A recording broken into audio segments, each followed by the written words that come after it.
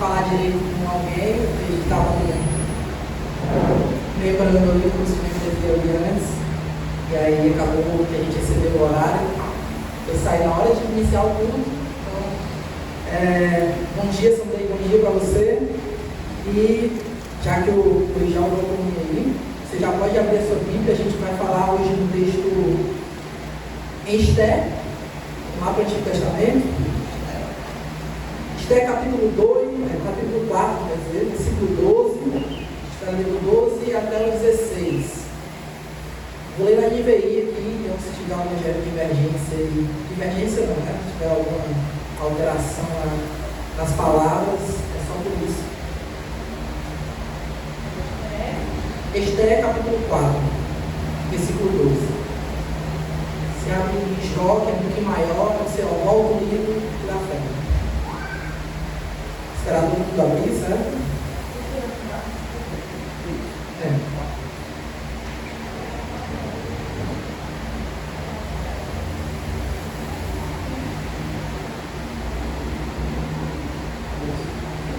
Amém? Diz assim: quando informaram Mardoqueu da resposta de Esté, ele mandou dizer-lhe: não pense que pelo fato de estar no palácio do rei, você será a única entre os judeus que escapará.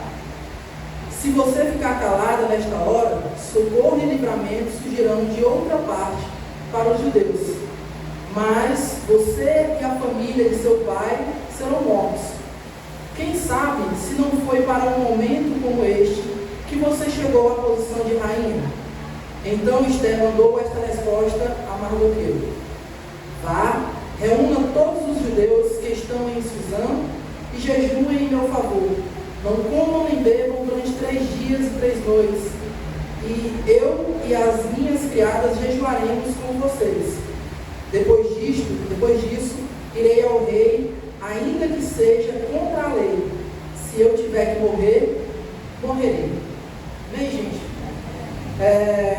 como o Luiz antecipou aí, a gente está numa série Sermões esse mês, falando sobre a reforma e os sistemas de vida que a gente encontra no mundo, na história, né, do mundo.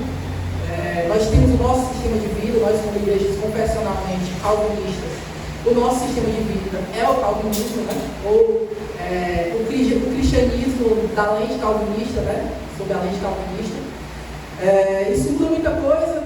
Talvez você aprendeu nos lugares que você está inserido, seja na faculdade, escola, trabalho, ou culturalmente fomos ensinados a olhar para as coisas em certos ambientes de forma neutra, né?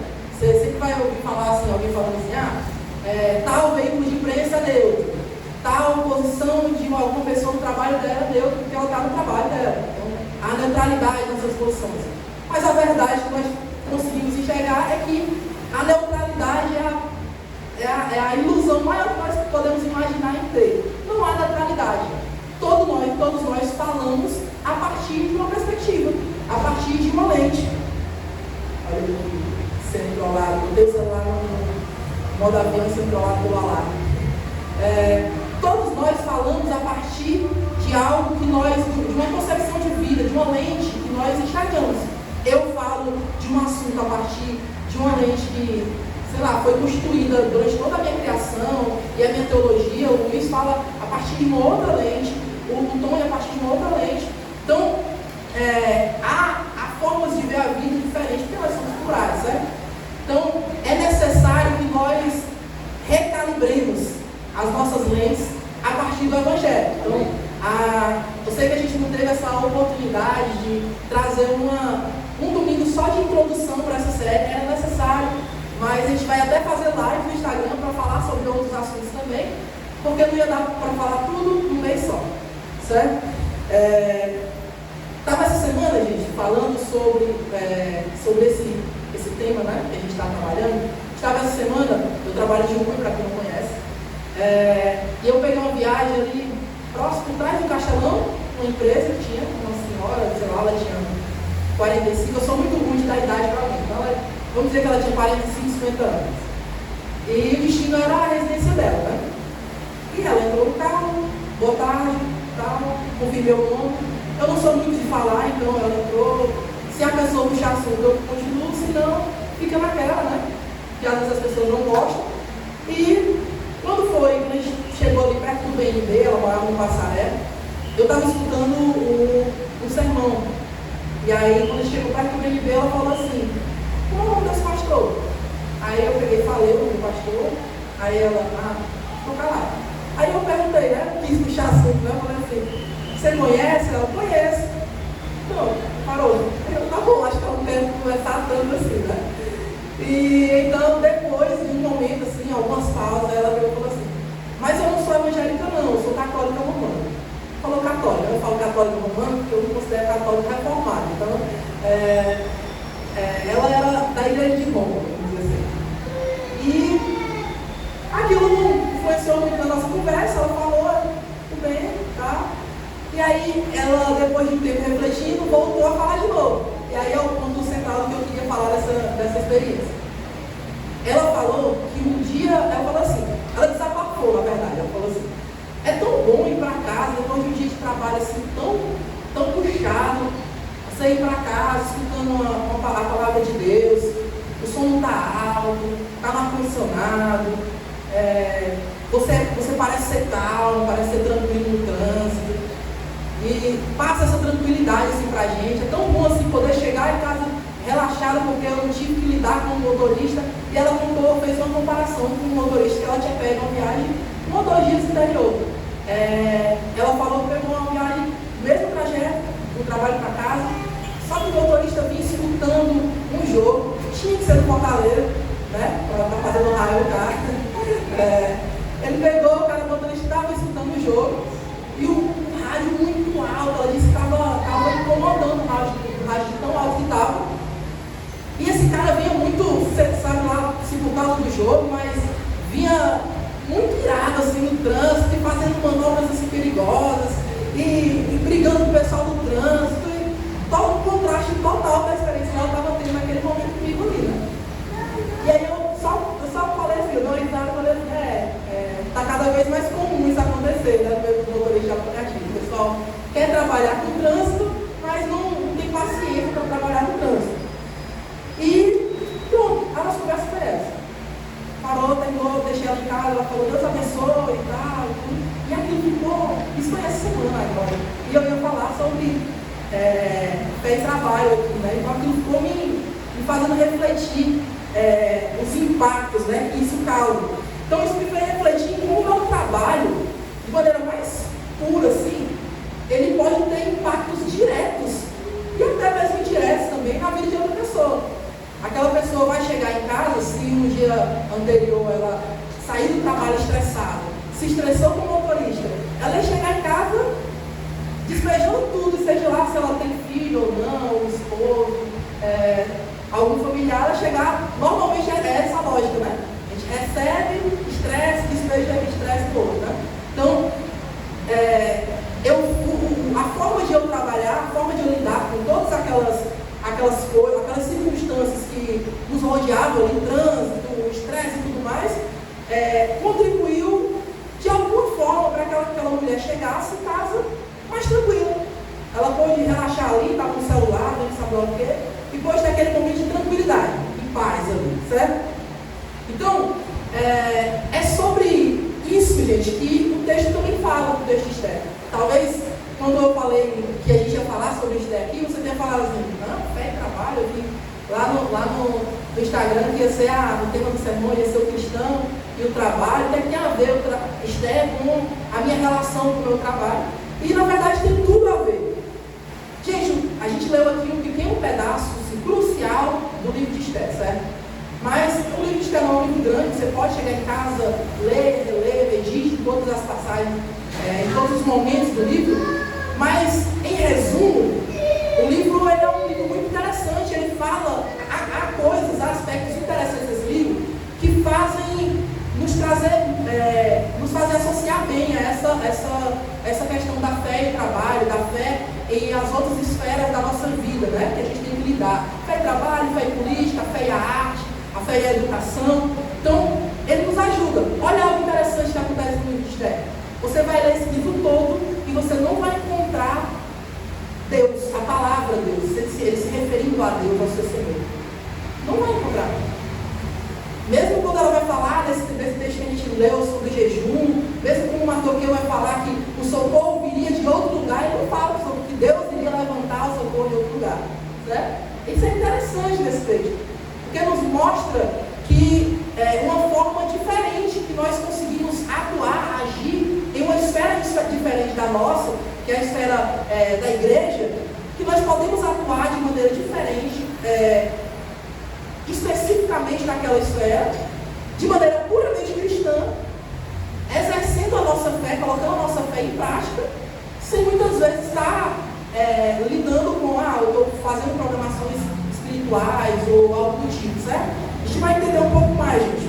Esther era uma jovem judia, para que a gente entenda um pouco mais do contexto, certo? Que ele vai falar. Esther era uma jovem judia, ela foi criada pelo seu primo mais velho.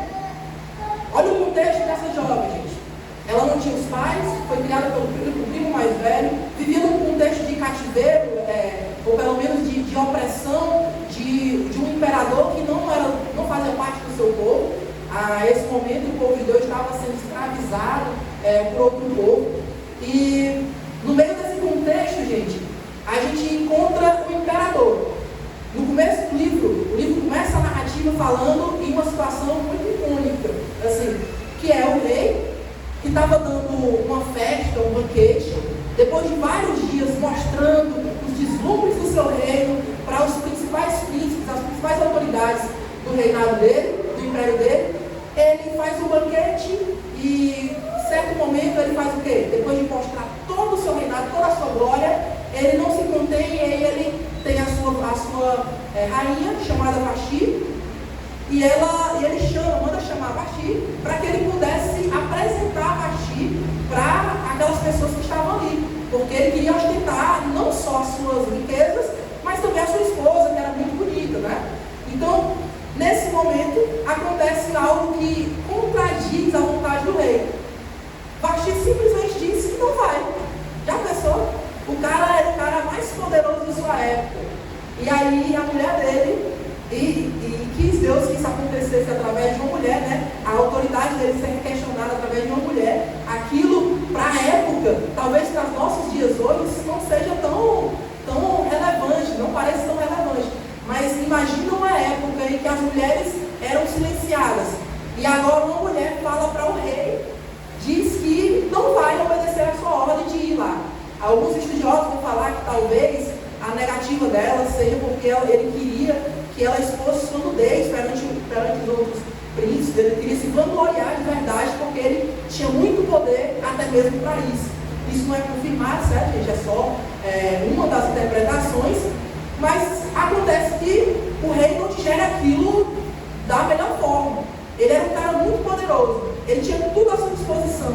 Ele tinha qualquer mulher do seu reinado à sua disposição. E agora ele é confrontado dessa forma. E ele começa, diante desse confronto, ele começa a mostrar suas fragilidades. Olha a fragilidade. Ao invés de ele decidir aquilo, talvez porque já passava dias de festa, a sobriedade já não estava lá, essas coisas, né? Okay? Ele chama os especialistas, os conselheiros, né? Para entender como é que ele podia fazer para punir aquela mulher. E aí os conselheiros dele vão falar, ela não afrontou não só a você, mas afrontou também a autoridade do reinado, a todo o povo, a todas as autoridades presentes. Então você deve destituir ela do cargo, porque ela não merece ocupar o cargo que ela está ocupando. Então o rei destituiu Vasti do seu trono, do seu reinado, e pronto. Até então foi isso que aconteceu. Passado algum tempo, o rei sentiu falta de ter uma rainha, e então, eu acho que a história de Esther é bem conhecida, né? Entre nós, não dá para vincular várias partes aqui. O rei promove todo aquele processo de escolher mulheres em todo o seu reinado, e Esther, a jovem judia, órfã, estava no meio das escolhidas. Para que a gente avance um pouco mais, mas sem deixar alguns detalhes importantes aqui de fora, Esther ela é escolhida. A gente vai voltar um pouquinho, certo, gente? Esther ela é escolhida entre aquelas mulheres. E agora Esther ela é rainha. Quando a gente chega nesse texto aqui, está tudo parecendo ser muito bom, né? Mardoqueu, o seu primo, tinha sido um agente importante no reinado de Assuero, quando ele observou, ele descobriu que algumas pessoas estavam tramando para matar ele, e ele foi um agente importante para denunciar essa trama. Só que ficou lá escrito na memória lá dos escritos do rei, mas isso, ele não foi tão honrado assim. Mas tinha um cara que foi muito honrado nessa época, chamado Amã. Amã se tornou alguém muito poderoso no reinado de Assuero. E houve um momento que foi ordenado que as pessoas tinham que se prostrar diante de Amã. Só que tinha um cara que não se prostrou diante dele. Quem era? Mardoqueu, o primo de Esther, que agora era rainha. E aquilo incomodava aquelas pessoas que estavam ao redor. Todo mundo se prostrava diante daquela autoridade, mas ele não se prostrava. E então aquelas pessoas levavam essa informação até Amã, que ficou furioso. E qual foi o plano dele para punir, para matar, de alguma forma conseguir matar, arrumar um motivo para matar Mardoqueu? Ele conseguiu convencer o rei de que o povo judeu não obedeciam às suas leis, então eles deveriam ser extintos. Então o rei assina um decreto lá, sela o decreto, esse decreto é enviado em todas as províncias do império, e agora o povo judeu estava vivendo dias de luto, dias de muita tristeza. As pessoas saíam à rua, rasgavam as suas vestes, se jogavam sobre as cinzas em sinal de tristeza, e Mardoqueu não foi diferente.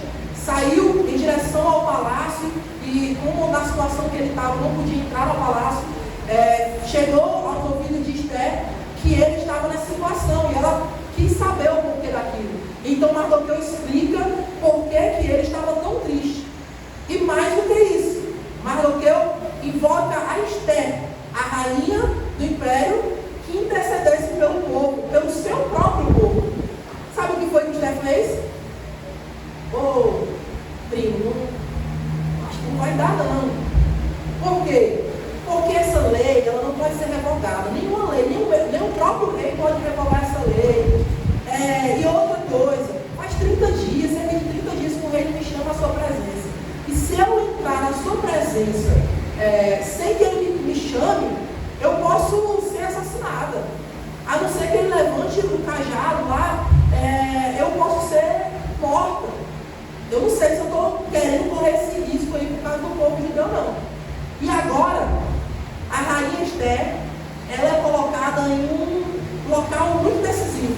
Mardoqueu não aceita isso. E ele manda uma outra mensagem falando, exortando ela, e agora sendo um pouco mais duro, que a gente leu aqui, né? Não pense você, rainha, que você, rainha, vai escapar desse decreto. Lembre-se de que você também é judia. Um detalhe que a gente precisa resgatar na história aqui, gente. Quando Esther está participando desse processo para se tornar rainha e tal, tudo mais, o próprio Mardoqueu instrui ela a não falar da sua nacionalidade. Ninguém no império sabia que Esther era também pertencente aos judeus, também era uma judia. Então, até então estava tudo tranquilo para ela. Então Mardoqueu exorta ela e fala, você precisa agir, porque se você não agir, Esther, virá socorro de um outro lugar vai vir. Mardoqueu tinha certeza. Veja aqui que há algumas transformações que a gente vai ver já aqui, certo, gente? Mardoqueu tinha a forma que Mardoqueu falava mudou do começo do livro. Há uma transformação aqui notória. E também através desse confronto aqui que ele está fazendo, há também uma mudança na rainha, nas suas atitudes. A rainha Esther é colocada num ponto decisivo em que ela vai ter que aprender a lidar com a relação entre a sua fé, sua nacionalidade, sua origem, aquilo que ela cria e a posição que ela ocupava. Você pode imaginar, ela era uma rainha muito poderosa. Ela tinha muitas regalias, ela tinha muito poder, assim, comparada a Mardoqueu, por exemplo, seu filho. Gente, a rainha estava temerosa, mas ela decidiu ajudar, ela decidiu tomar uma decisão. E é sobre isso, essa posição, esse ponto aqui do livro, que a gente chegou, que a gente precisa falar hoje. sobre a relação entre a nossa fé, nós como cristãos declarados, que fomos salvos por Cristo e estamos debaixo do senhorio dele. Como é que nós temos que nos relacionar com o trabalho? E aí você pode falar, é muito fácil isso, né? E aí a gente cai em uma situação aqui, gente, que eu posso chamar de problema da dicotomia entre fé e o trabalho. Muitas vezes a gente aplica. O que significa dicotomia? É a gente fazer uma separação entre a nossa fé e o nosso trabalho, a nossa área de atuação. E aí você pode falar isso, eu entendo, eu não concordo com isso mesmo. As dicotomias que são bem visíveis, como diria o Heber Campos Júnior, né? São bem visíveis aos nossos olhos. Por exemplo, há uma dicotomia muito aparente.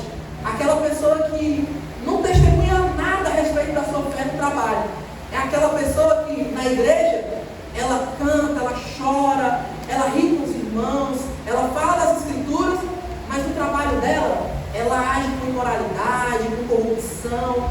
Ela é outra pessoa. Há uma dualidade total aqui.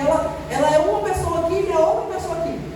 Essa pessoa essa dicotomia é fácil da gente discernir, identificar. Até uma pessoa que não é cristã consegue identificar. O crente Raimundo, né? Aquele que é o pé da igreja, que eu do mundo, né? Como a gente fala.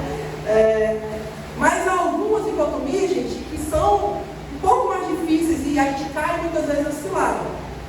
Mas essa dicotomia mais aparente, a gente consegue encontrar, por exemplo, Esther. Ela estava numa dicotomia aparente. Imagina, alguém que tinha todas as suas leis, toda a sua fé em Deus, agora é colocado no processo que ela pode se tornar rainha. Você pode olhar assim, ela pode se tornar rainha, ela se tornou rainha. Mas agora imagina, ela estava no meio de muitas outras mulheres.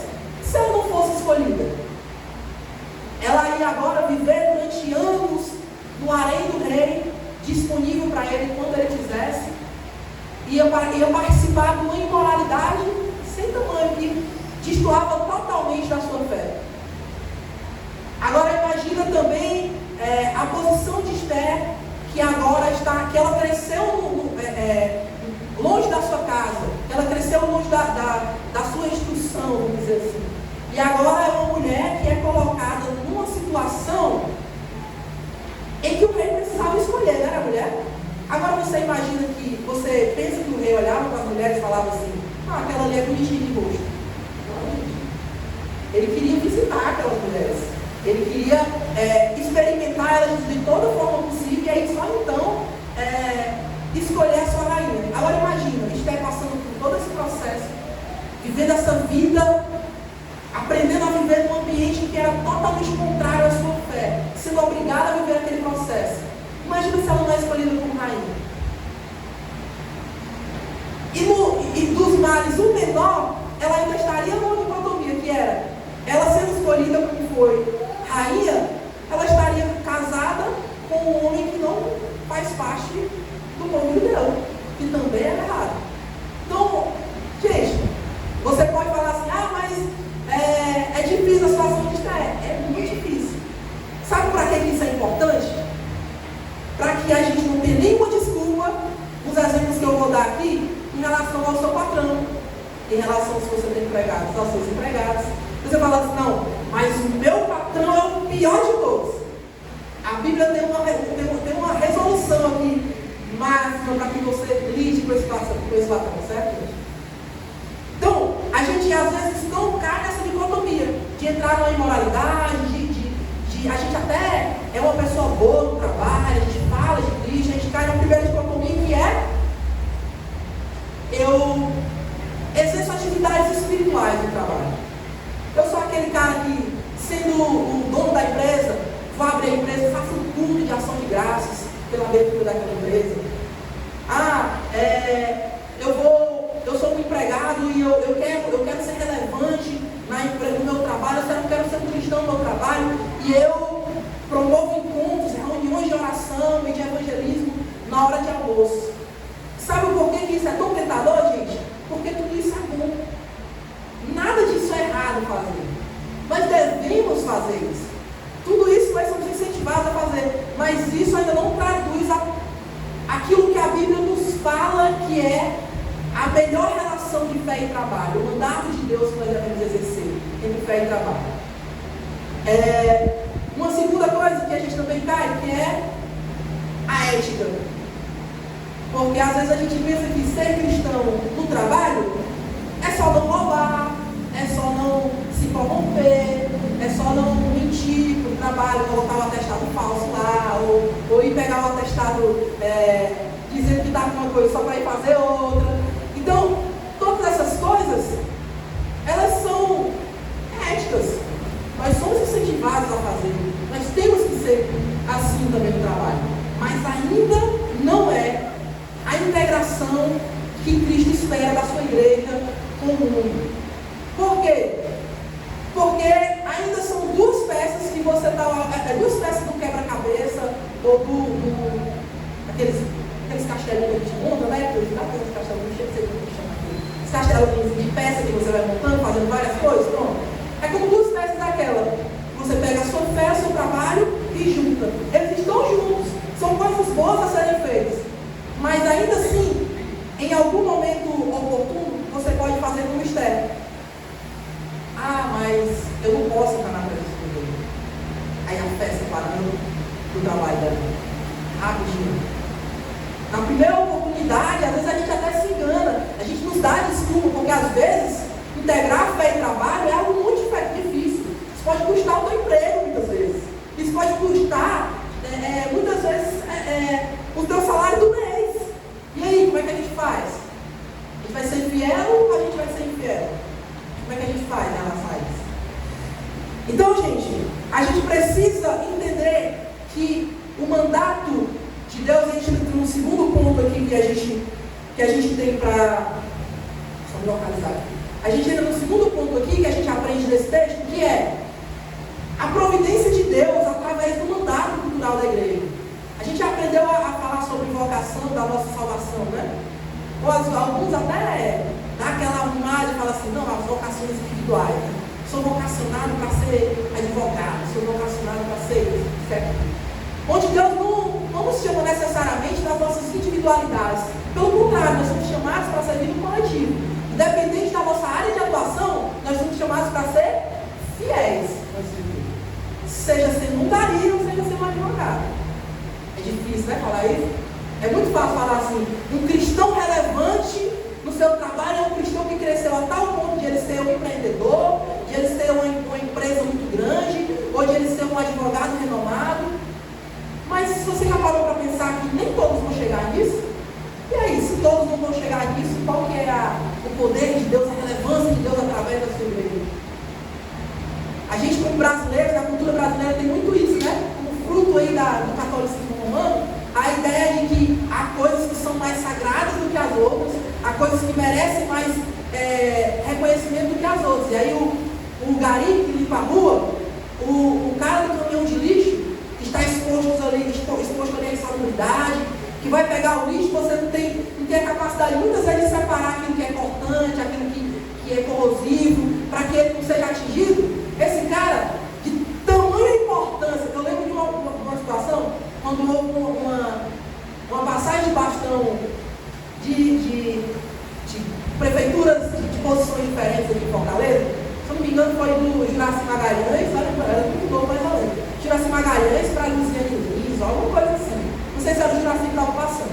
Que todo mundo a cidade ficou conhecida porque o lema da campanha era Fortaleza Bela, e a Fortaleza estava imunda, lixo por todo canto, por quê? Porque estava tendo greve de lixeiro e tal, e tudo mais. E aí, nesse momento, a gente entende a importância do lixeiro, a importância daquele cara que trabalha com a limpeza, com a reciclagem e tudo mais. Se não for isso, ele nem existe para a gente, né? Então, para você ver a importância, a providência de Deus através do cuidado que Ele exerce através dos seus filhos, através da sua família. Então, gente, esse texto, ele vai nos mostrar aqui muito bem sobre isso. Nós encontramos nas Escrituras, através da doutrina da criação, algumas coisas que são umas basilares para a gente. São 3 mandatos que nós recebemos de Deus. O mandato espiritual, que faz relação entre a nossa relação com Deus, algo vertical. O mandato social, que é aquilo que é a nossa relação, que diz, é aquilo que regra a nossa relação com o nosso próximo, com o nosso semelhante. E há uma terceira coisa, que é algo que vai de cima para baixo, né? Que é o mandato cultural, que é onde nós, é a nossa responsabilidade para com a criação.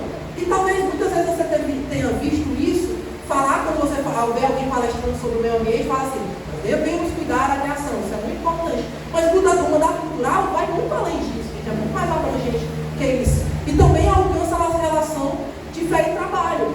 Por quê? Porque através do nosso trabalho, nós precisamos entender, nós temos uma concepção de trabalho muito negativa. Eu garanto que se você tivesse a oportunidade de não trabalhar, você não trabalharia. E você estaria pecando por isso. E aí? Porque nós olhamos para o trabalho apenas como aquele meio que nós somos obrigados, aquilo que nós somos obrigados a fazer. E a gente olha para o trabalho como o trabalho é quase que a gente fala assim, né? O trabalho, mas essa teologia que está na nossa mente. O trabalho é fruto do pecado. Mas como que o trabalho é fruto do pecado se Deus trabalhou, gente? O que foi que ele fez criando o mundo? Deus trabalhou. E nos dá um modelo, né? No sétimo dia ele descansa, né? A gente vai falar sobre isso também. Então, gente, o trabalho está na natureza divina. E por nós sermos a imagem e semelhança de Deus, nós precisamos olhar para o trabalho como uma dádiva de Deus para as nossas vidas. Mas esse cansaço, essa fadiga, essa indisposição ao trabalho, isso sim é fruto do pecado. Então talvez isso que você está dando mais espaço na sua vida, que eu quero trabalhar, eu quero fazer isso, eu quero fazer aquilo, é só fruto do seu pecado, meu irmão, e não de Deus. Porque Deus está falando assim, vá e produza, vá e cultive, vá e guarde, multiplique.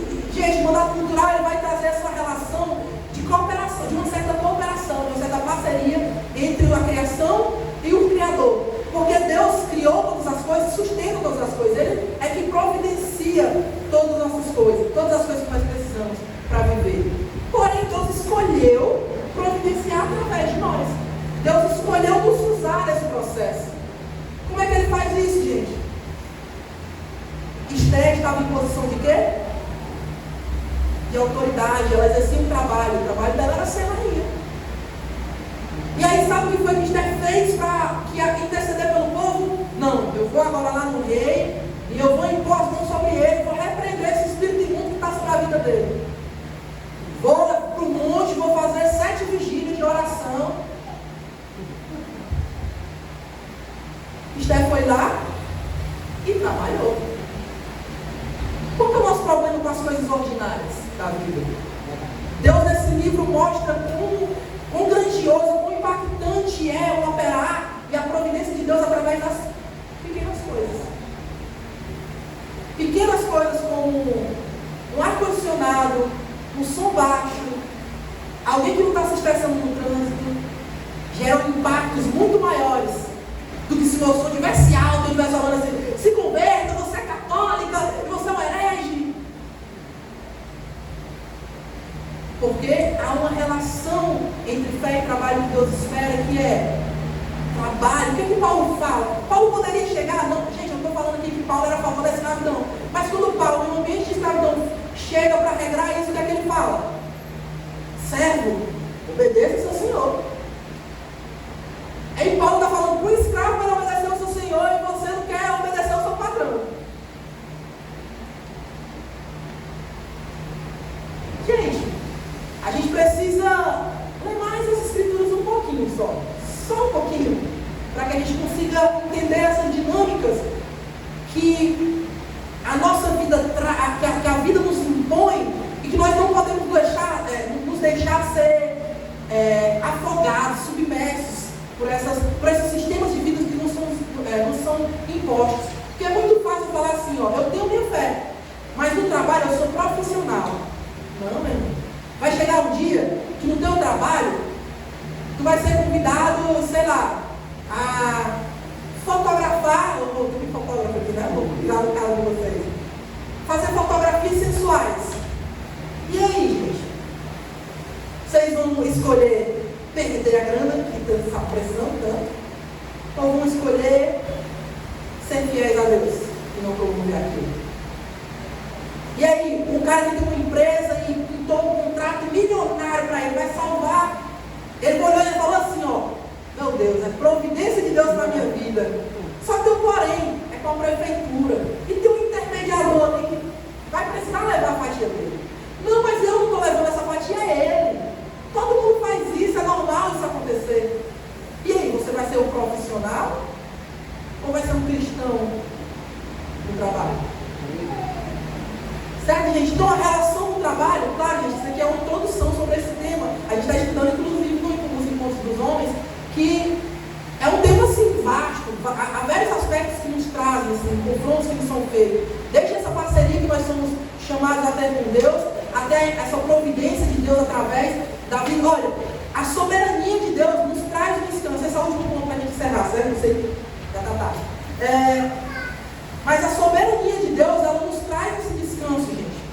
Quando Esther entende, e ela há essa transformação ali na vida dela, né? E, gente, você pode falar assim, né? Ah, Esther caiu em si. Ela foi uma pessoa boa, né? Mordecai, Mardoqueu, seja lá como você for chamar, também foi um cara que amadureceu, né? Gente, sabe qual é o ápice desse texto aqui? É Deus, através da história contada, narrada aqui, Esther, fazendo todas as coisas mudarem. Olha as coisas que vão acontecendo. O mesmo rei que agiu com truculência com a rainha Vasti, é o rei que quando Esther entra, ele levanta o cajado de misericórdia e recebe ela de forma amorosa.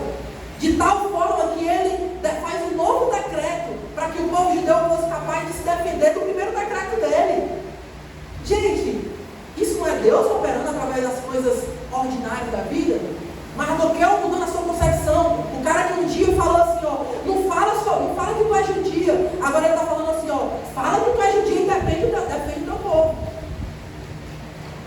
O mesmo cara que antes agiu de maneira imoral, agora está agindo em favor do povo de Deus. Ele não passou a ser cristão, ele não passou a ser nada disso. Passou a ser cristão, né? Passou a ser judeu, nada disso. Mas ele começou a agir em favor do povo. Então, o povo diante daquilo foi convidado a quê? A jejumar e confiar em Deus.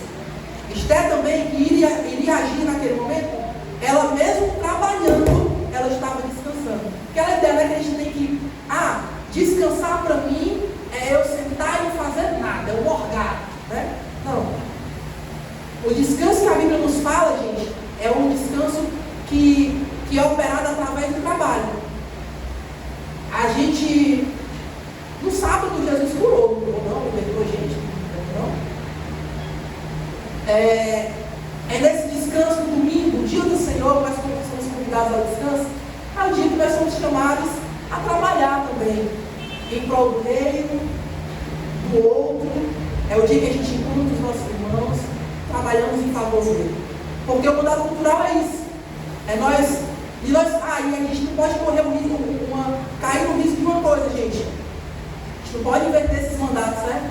Você não pode pegar a criação, não pode pegar um animal e colocar ela na relação que você deve ter no mandato social com o seu próximo. E colocar um animal como se ele fosse gente. Certo? Você está invertendo a ordem criacional das coisas. Da mesma forma que você não pode pegar um homem e colocar ele no lugar de Deus. Você está idolatrando alguém. Entendeu? Então, gente, nós somos chamados a ser fiéis antes de tudo. Deus é soberano, gente.